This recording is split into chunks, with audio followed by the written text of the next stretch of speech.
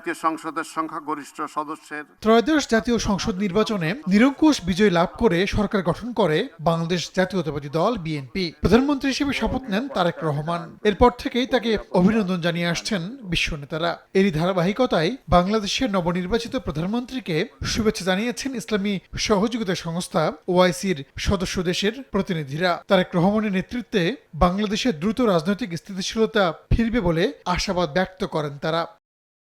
জেদ্দায় ওআইসির ফিলিস্তিন বিষয়ক নির্বাহী সভার ফাঁকে পররাষ্ট্রমন্ত্রী ডক্টর খলিলুর রহমানের সঙ্গে বৈঠক করেন সৌদি আরবের উপপররাষ্ট্রমন্ত্রী ওয়ালিদ আল এল খেরেজি। তিনি আশা প্রকাশ করেন প্রধানমন্ত্রী তারেক রহমান শীঘ্রই সৌদি আরব সফর করবেন।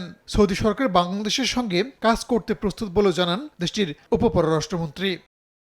বৈঠকে পাকিস্তানের পররাষ্ট্রমন্ত্রী ইসাকদার জানান, দেশটির প্রধানমন্ত্রী শাহবাজ শরীফ তারেক রহমানকে শুভেচ্ছা জানাতে বাংলাদেশ সফর করতে পারেন। তুরস্কের উপপররাষ্ট্রমন্ত্রী দুদেশের ঐতিহাসিক সম্পর্কের কথা স্মরণ করে আগামী দিনে বহুমাত্রিক খাতে সহযোগিতা বৃদ্ধির আশাবাদ ব্যক্ত করেন।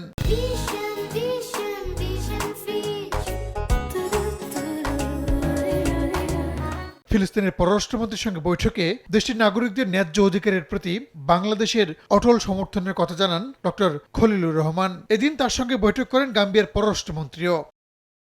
এর আগে ওআইসির পররাষ্ট্রমন্ত্রী পর্যায়ের এক সভায় দেয়া বক্তব্যে সংস্থাটির সঙ্গে সহযোগিতা অব্যাহত রাখার কথা জানান বাংলাদেশের পররাষ্ট্রমন্ত্রী। Bangladesh remains committed to strengthening cooperation with all member states, particularly of OIC, particularly our brothers and sisters across the Muslim Ummah.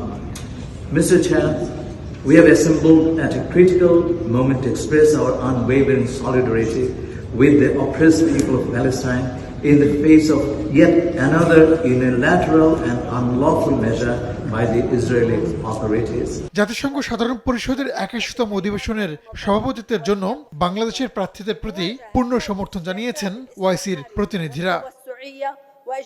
Rahanul Rana, সময় সংবাদ।